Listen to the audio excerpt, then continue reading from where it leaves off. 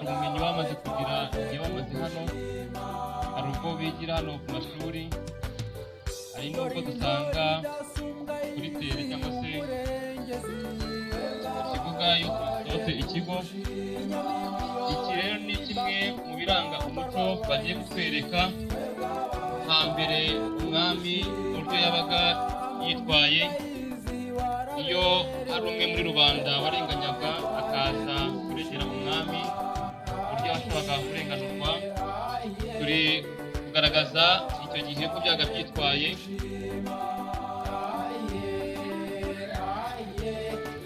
Aduhaye ikaze, twamuha amashyi.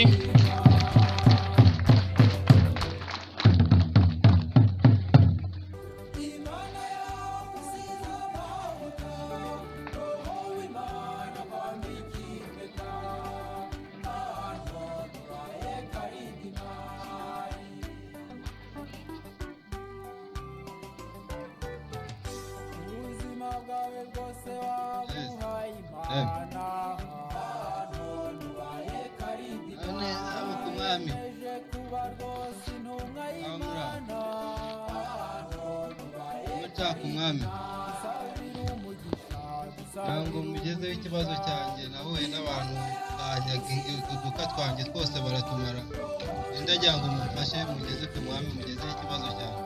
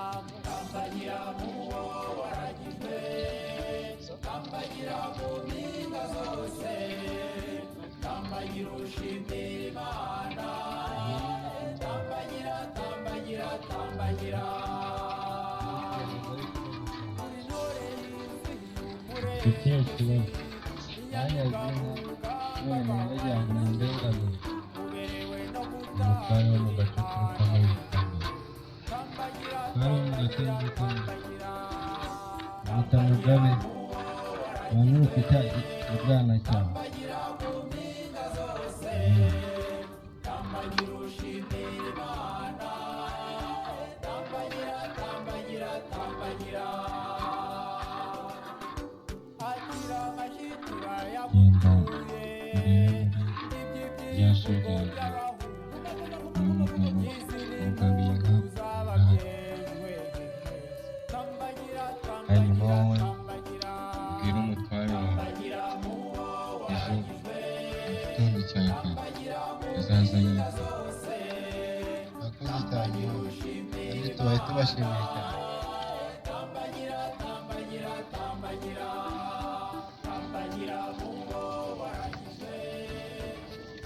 Arakoze, mwamuha amashyi.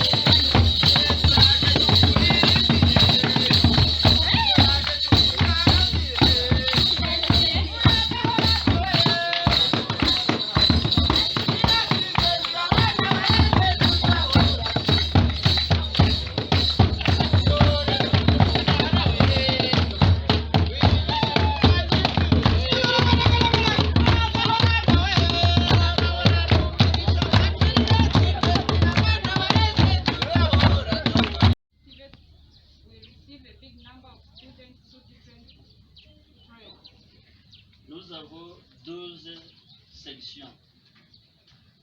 We have 12 trades. Automotive and transmission technology, culinary arts, food processing, welding, tailoring, carpentry, masonry, hair dressing, tourism, ICT, crop production, and e-motorcycle. Nous avons l'espoir qu'après avoir terminé la construction de la cuisine et la construction de l'atelier de maçonnerie, nous aurons aussi la cuisine et le réfectoire des élèves. We have hope that we will be able to complete the modern kitchen and probably once we come back, we invite you to see other schools as well. As you said, you have never seen a good school. This is one of them, but we have many others. We have 400 schools all over the country. This is one of them. But if time is good enough, we will probably visit other schools. Mostly those ones which have really rehabilitated and intended to give the support of the government So if time allows, we will also need some of the other schools. But in general, we are happy, we are grateful to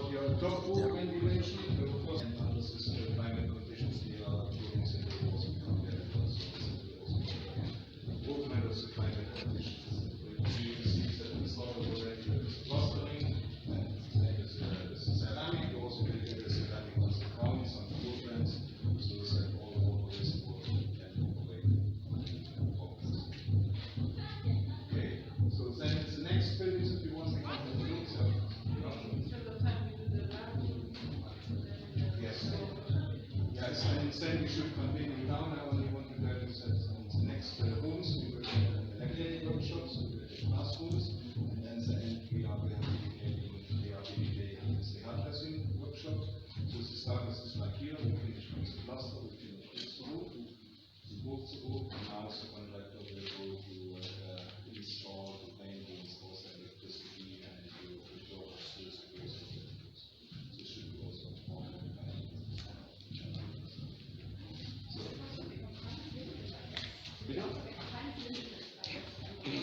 Yeah, so that's the existing building. By now, unfortunately, we are now in the second building.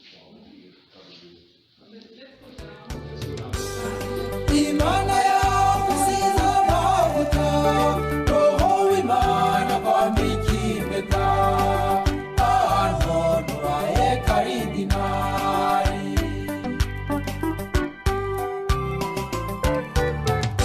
Ubuzima bwawe bwose wabuhaye Imana, ahantu nuraye karidinari. Wiyemeje kuba rwose intumwa y'Imana,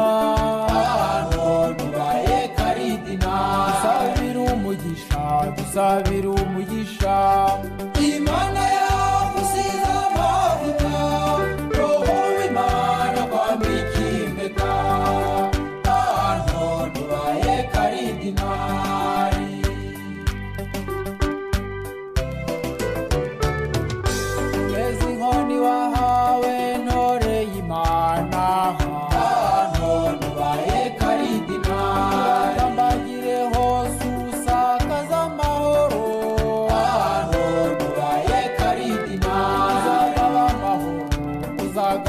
amahoro.